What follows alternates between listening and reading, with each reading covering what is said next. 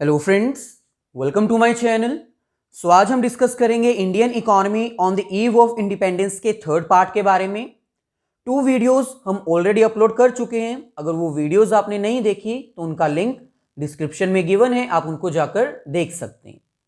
Indian economy on the eve of independence के third part में आज हम डिस्कस करेंगे एग्रीकल्चर सेक्टर के बारे में। इट मीन्स हमें अब डिटेल में डिस्कस करना है कि 1947 से पहले जब इंडिया में ब्रिटिश गवर्नमेंट का कंट्रोल था, उस केस में एग्रीकल्चर सेक्टर की क्या डेवलपमेंट थी, क्या ग्रोथ थी, क्या सिचुएशन थी। जब हमने Indian economy on the eve of independence के फर्स्ट 2 पार्ट्स कवर किए तो उसको डिस्कस करने से हमें यह पता चल चुका है कि agriculture sector on the eve of independence में बहुत ही बैकवर्ड था। 72% इंडियन पॉपुलेशन एग्रीकल्चर के ऊपर डिपेंड करती थी, लेकिन जीडीपी पर इसकी कंट्रीब्यूशन सिर्फ 50% थी। इंडिया में इरिगेशन की प्रॉपर फैसिलिटी ना होने के कारण, मॉडर्न टेक्नोलॉजीज ना होने के कारण इंडिया में एग्रीकल्चर की ग्रोथ नहीं हो पा रही थी। जमींदारी सिस्टम एक मेन रीजन था जिसकी वजह से एग्रीकल्चर सेक्टर को एक्सप्लॉइट किया जाता था। ये ओवरऑल रीजंस डिस्कस कर चुके हैं हम। आज हम डिटेल में डिस्कस करेंगे कि इंडियन एग्रीकल्चर सेक्टर बैकवर्ड क्यों था और इसके क्या फीचर्स थे बिफोर इंडिपेंडेंस।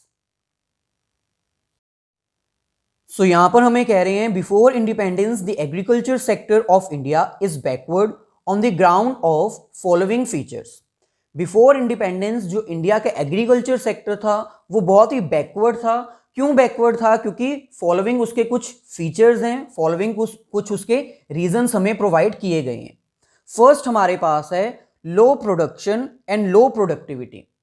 इंडिया में जो एग्रीकल्चर की प्रोडक्शन थी और जो प्रोडक्टिविटी थी दोनों ही बहुत लो थी, कम थी। प्रोडक्शन का मतलब यहां पर क्या होता है? Total output. और प्रोडक्टिविटी का मतलब क्या होता है?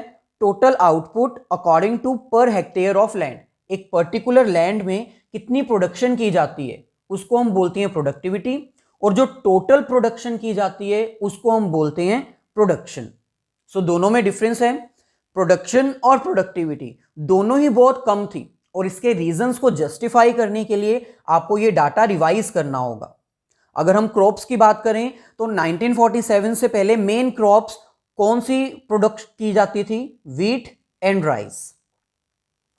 1947 में प्रोडक्टिविटी कितनी थी पर हेक्टेयर के अकॉर्डिंग? हम पर हेक्टेयर में 660 केजी व्हीट प्रोड्यूस करते थे और पर हेक्टेयर में हम राइस 665 प्रोड्यूस करते थे। अगर हम इसको कंपेयर करें 2018 एंड 19 से तो ये अब इंक्रीज होके 3408 हो चुकी है व्हीट के लिए, और राइस के लिए ये इंक्रीज होके 2665 हो चुकी है। ये ब्रैकेट में 5.2 और 4 मैंने इसलिए मेंशन किया है ताकि आप ये पता कर पाओ कि 660 से ये इंक्रीज होके 3408 हो चुकी है। इट मींस 5.2 टाइम्स ये इंक्रीज हो चुकी है। 5 गुना हमारी प्रोडक्टिविटी इंक्रीज हो चुकी है। जब आपने इसकी एक्सप्लेनेशन करनी है तो इस डायग्राम को एक्सप्लेन भी करना है। आपने क्लियरली मेंशन करना है कि 1947 में हमारी व्हीट की productivity as compare to 2018 and 19 5.2 times कम थी, लो थी। ऐसे ही राइस की प्रोडक्टिविटी 4 टाइम्स कम थी। प्रोडक्टिविटी के बाद अब नेक्स्ट हमारे पास आता है production in lakh tons. Wheat की प्रोडक्शन हम 1947 में सिर्फ 64 लाख टन्स कर पाते थे, लेकिन अब 2018 एंड 19 में अगर हम डिस्कस करें तो वो 991 लाख टन्स हो चुकी है, 15.5 टाइम्स ज्यादा है। ऐसे ही राइस की प्रोडक्शन हम 220 टन्स कर पाते थे, 220 लाख टन्स 1947 में, लेकिन अब वो इंक्रीज होके कितनी हो चुकी है? 1156, जो कि 5.3 टाइम्स ज्यादा है एज कंपेयर टू 1947 की प्रोडक्शन से। ओवरऑल अगर कहा जाए 1947 से पहले हमारी प्रोडक्शन और प्रोडक्टिविटी दोनों ही लो थी, और इसके बहुत सारे रीजंस हैं जिसको हम आगे डिटेल में डिस्कस करेंगे। नेक्स्ट हमारे पास आता है high degree of uncertainty. Uncertainty का मतलब क्या होता है? जिसके बारे में कोई जानकारी ना हो। एग्रीकल्चर में हाई डिग्री ऑफ अनसर्टेनिटी थी। अनसर्टेनिटी किसके रिगार्डिंग? प्रोडक्शन के रिगार्डिंग। फार्मर्स को ही नहीं पता था कि अगर उन्होंने कोई प्रोडक्शन की है तो उसकी आउटपुट कितनी आएगी, कितनी प्रोडक्शन होगी। और ऐसा क्यों होता था? क्योंकि 1947 से पहले एग्रीकल्चर में फार्मर्स के पास कोई फिक्स्ड सोर्स ऑफ इरिगेशन नहीं अवेलेबल था। उनको किसके ऊपर डिपेंड रहना पड़ता था? रेनफॉल के ऊपर। अगर रेनफॉल अच्छी होती थी तो उनकी प्रोडक्शन ज़्यादा हो जाती थी, लेकिन अगर रेनफॉल अच्छी नहीं होती थी तो उनकी फसल बर्बाद हो जाती थी और प्रोडक्शन ज़्यादा नहीं हो पाती थी। सो क्योंकि कोई परमानेंट सोर्स उनके पास नहीं था इरिगेशन करने का, इसलिए प्रोडक्शन के रिगार्डिंग टोटल अनसर्टेनिटी थी, जिसकी वजह से प्रोडक्शन भी लो होती थी और प्रोडक्टिविटी भी लो हो जाती थी। थर्ड हमारे पास आता है डोमिनेंस ऑफ सबसिस्टेंस फार्मिंग। सो यहां पर हमें सबसिस्टेंस फार्मिंग का मीनिंग क्लियर होना चाहिए। सबसिस्टेंस फार्मिंग एक ऐसी फार्मिंग होती है जिसमें फार्मर सिर्फ और सिर्फ अपनी फैमिली की नीड्स को सेटिस्फाई करने के लिए ही प्रोडक्शन करता है। Subsistence farming means production only for satisfying family needs. So 1947 से पहले क्या होता था कि एक फार्मर सिर्फ और सिर्फ अपनी फैमिली नीड्स को सेटिस्फाई करने के लिए ही प्रोडक्शन करता था। वो उसको मार्केट में सेल करने के लिए प्रोड्यूस ही नहीं करता था, जिसकी वजह से उसको कोई सोर्स ऑफ इनकम जनरेट नहीं हो पाता था।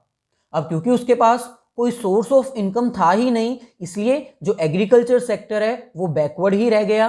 उसको वो करने के लिए कोई सोर्स फार्मर्स के पास था ही नहीं। सो ये एक थर्ड रीजन है जिसकी वजह से हम ये कह सकते हैं कि एग्रीकल्चर सेक्टर जो है वो बैकवर्ड था, क्योंकि फार्मर सिर्फ अपनी फैमिली के लिए प्रोडक्शन करते थे, मार्केट में सेल करने के लिए उनके पास कोई भी एक्स्ट्रा क्रॉप्स नहीं बचते थे। सो क्रॉप्स नहीं अवेलेबल थे सेल करने के लिए, इसलिए उनके पास कोई सोर्स ऑफ इनकम नहीं था। और अगर सोर्स ऑफ इनकम नहीं था तो वो एग्रीकल्चर में उनकी डेवलपमेंट के लिए कुछ भी इन्वेस्ट नहीं कर सकते थे। नेक्स्ट हमारे पास आता है difference between honours of soil and tillers of the soil. अब जमींदारी सिस्टम में हमने इसको डिटेल में डिस्कस किया था कि जो लैंड के ओनर्स होते हैं वो जमींदार होते हैं, लेकिन जो फार्मर्स होते हैं जो उसके ऊपर प्रोडक्शन करते हैं वो कोई और पर्सन्स होते हैं। जमींदार क्या करते हैं? अपनी लैंड को यूज करते हैं प्रोडक्शन करने के लिए, लेकिन वो खुद प्रोडक्शन नहीं करते, किसी फार्मर को हायर कर लेते हैं उसके ऊपर प्रोडक्शन करने के लिए। सो इट मीन्स लैंड के ओनर्स कोई और होते हैं और टिलर्स कोई और होते हैं। Owner is someone and tiller is someone. अब क्योंकि जमींदार ने फार्मर को हायर किया प्रोडक्शन करने के लिए, तो उस लैंड के ऊपर प्रोडक्शन करने के बदले में वो उसको वेजेस पे करते हैं।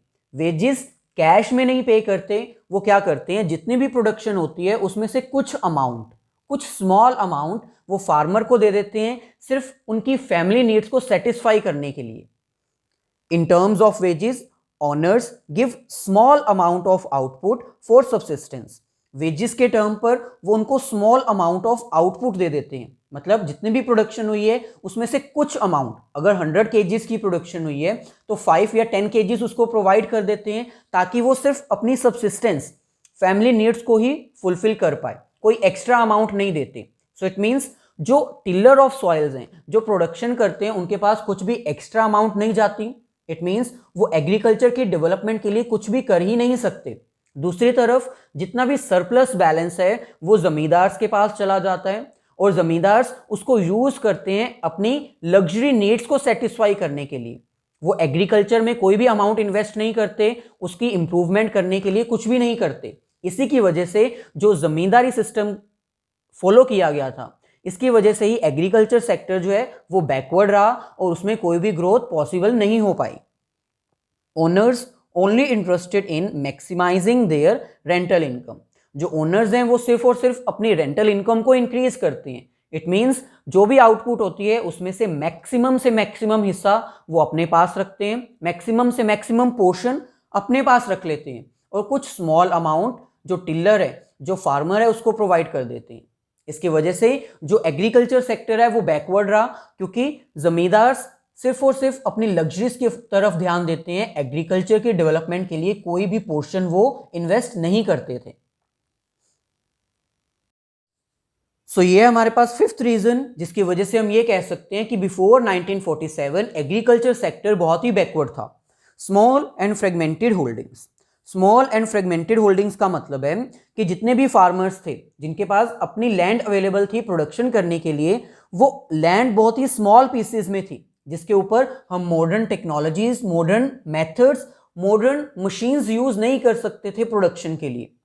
और दूसरी तरफ जिनके पास लैंड्स अवेलेबल भी थे, वो ऐसे प्लेसेस पर थे कि वहां पर भी हम मॉडर्न टेक्निक्स यूज नहीं कर सकते थे, क्योंकि उनका एक लैंड एक पर्टिकुलर एरिया में था और दूसरा लैंड किसी दूसरे एरिया में अवेलेबल था। सो फ्रेगमेंटेड होल्डिंग्स थी, ऐसी होल्डिंग्स जो डिफरेंट डिफरेंट लोकेशंस पे थी।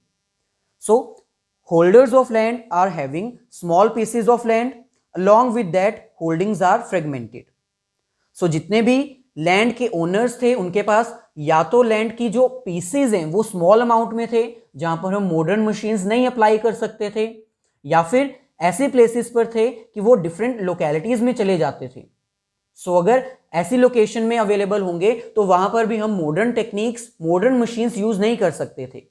सो इट मीन्स इंडिया में एग्रीकल्चर सेक्टर की डेवलपमेंट के लिए मॉडर्न टेक्निक्स यूज नहीं की जा सकती थी, इसीलिए यहां पर प्रोडक्शन और प्रोडक्टिविटी दोनों ही बहुत लो थी। नेक्स्ट हमारे पास आता है land revenue system under British Raj. So इसको भी हम डिटेल में डिस्कस कर चुके हैं। अब हमें यह डिस्कस करना है कि लैंड रेवेन्यू सिस्टम जो ब्रिटिश राज में स्टार्ट किया गया था उसका क्या साइड इफेक्ट पड़ा था फार्मर्स के ऊपर। This system exploit the tiller of the soil. Majorly इसका इंपैक्ट किसके ऊपर पड़ा था? टिलर ऑफ द सॉइल्स, यानी फार्मर्स के ऊपर, क्योंकि फार्मर्स की वो लैंड खुद की नहीं थी, उसको प्रोडक्शन करनी होती थी। प्रोडक्शन करने के बाद उसको स्मॉल अमाउंट ऑफ आउटपुट दे दी जाती थी जो कि उसकी सिर्फ बेसिक नीड्स को सेटिस्फाई करती थी। सो यहां पर हमें कह रहे हैं दे आर लैंडलेस लेबर। उनकी खुद की लैंड नहीं थी, उसके ऊपर सिर्फ उनको प्रोडक्शन करनी होती थी। They get small amount of output for subsistence, जिसकी बदले में, वेजेस के बदले में उसको सिर्फ एक स्मॉल अमाउंट ऑफ आउटपुट दे दी जाती थी, जिसको यूज करके वो सिर्फ अपनी फैमिली नीड्स को ही फुलफिल कर सकता था। सो लैंड रेवेन्यू सिस्टम एक मेजर रीजन था जिसकी वजह से हम ये कह सकते हैं कि एग्रीकल्चर सेक्टर बहुत ही बैकवर्ड था। लास्ट हमारे पास आता है फोर्स्ड कमर्शियलाइजेशन ऑफ एग्रीकल्चर। सो अभी हमने डिस्कस किया था कि फार्मर्स जो हैं वो सबसिस्टेंस फार्मिंग करते हैं। इट मींस वो अपनी फैमिली नीड्स को सेटिस्फाई करने के लिए ही फार्मिंग करते थे, लेकिन ब्रिटिश राज में क्या हुआ, उनको फोर्स किया गया कमर्शियलाइजेशन करने के लिए एग्रीकल्चर को। Commercialisation means British government forced Indian farmers to produce those goods which can be used by them as a source of raw material. British government ने इंडियन फार्मर्स को फोर्स किया कि वो ऐसे गुड्स को प्रोड्यूस करें जो ब्रिटिश गवर्नमेंट यूज कर सकती है as a source of raw material अपनी इंडस्ट्री को डेवलप करने के लिए। और इसमें मेजरली किसको कहा गया था? इंडिगो डेवलप करने के लिए, ताकि वो इसको यूज कर सके अपनी टेक्सटाइल इंडस्ट्रीज को डेवलप करने के लिए, अपनी ब्लीचिंग इंडस्ट्रीज को डेवलप करने के लिए। इसका साइड इफेक्ट क्या हुआ? जो फार्मर्स व्हीट और राइस प्रोड्यूस करते थे अपनी फैमिली नीड्स को सेटिस्फाई करने के लिए, अब उनको फोर्स किया गया कि वो इंडिगो डेवलप करें।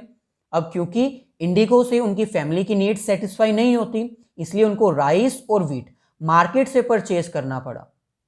सो अब क्योंकि वो मार्केट से परचेज करेंगे तो उनके पास इतनी कैश अवेलेबल नहीं थी कि वो अपनी नीड्स को सेटिस्फाई कर पाए। क्यों? क्योंकि वो पहले ही कर्जे में डूबे हुए थे, इंडेटनेस थे। दूसरी तरफ उनको प्रेशर किया जा रहा था कि वो व्हीट और राइस को छोड़कर इंडिगो प्रोड्यूस करें, तो जिसकी वजह से वो और कर्जे में डूब गए अपनी फैमिली नीड्स को सेटिस्फाई करने के लिए। सो ये थे हमारे पास बेसिक रीजंस जिसकी वजह से हम ये कह सकते हैं कि बिफोर 1947 जो इंडिया का एग्रीकल्चर सेक्टर था वो बहुत ही बैकवर्ड था। So at last, in conclusion, we can say that on the eve of independence Indian agriculture was both backward as well as stagnant. So last में कंक्लूजन में briefing करते हुए हम ये कह सकते हैं कि 1947 से पहले on the eve of independence agriculture sector backward भी था और स्टेगनेंट भी था। बैकवर्ड वो इसलिए था क्योंकि यहाँ पर प्रोडक्टिविटी और प्रोडक्शन दोनों ही लो थी। यहाँ पर हाई डिग्री ऑफ अनसर्टेनिटी थी, जिसमें ये पता ही नहीं था कि रेनफॉल कब होगी कब नहीं होगी, पता ही नहीं था कि प्रोडक्शन ज़्यादा होगी या फिर कम होगी, जिसमें ज़्यादातर फार्मर्स कौन सी प्रोडक्शन करते थे? Subsistence farming. सो एग्रीकल्चर सेक्टर बैकवर्ड इसलिए था क्योंकि इसमें प्रोडक्शन और प्रोडक्टिविटी लो थी, हाई डिग्री ऑफ अनसर्टेनिटी थी और दूसरी तरफ सबसिस्टेंस फार्मिंग थी। एग्रीकल्चर सेक्टर बैकवर्ड के साथ साथ स्टेगनेंट भी था। इट मीन्स इसमें कोई डेवलपमेंट हो ही नहीं पा रही थी। क्यों नहीं हो रही थी? क्योंकि यहाँ पर जमींदारी सिस्टम फॉलो किया जाता था, ओनर कोई और पर्सन होता था जबकि टिलर कोई और पर्सन होता था। इसमें फार्मर्स के पास स्मॉल पीसेस ऑफ होल्डिंग्स होते थे और जो होल्डिंग्स होते थे वो डिफरेंट लोकेलिटीज में होते थे। और दूसरी तरफ फार्मर्स को फोर्स भी किया गया था कि अब वो व्हीट और राइस की प्रोडक्शन छोड़कर ऐसी प्रोडक्शन करें जो कमर्शियली ब्रिटिश गवर्नमेंट के यूजफुल है, जो उनके रॉ मटेरियल का काम कर सकती है। सो ये थी हमारी आज की वीडियो जिसमें हमने एग्रीकल्चर सेक्टर को अंडरस्टैंड किया। हमने ये फाइंड आउट किया कि 1947 से पहले एग्रीकल्चर सेक्टर की डेवलपमेंट कैसी हो रही थी, ये बैकवर्ड किस पोजीशन में था।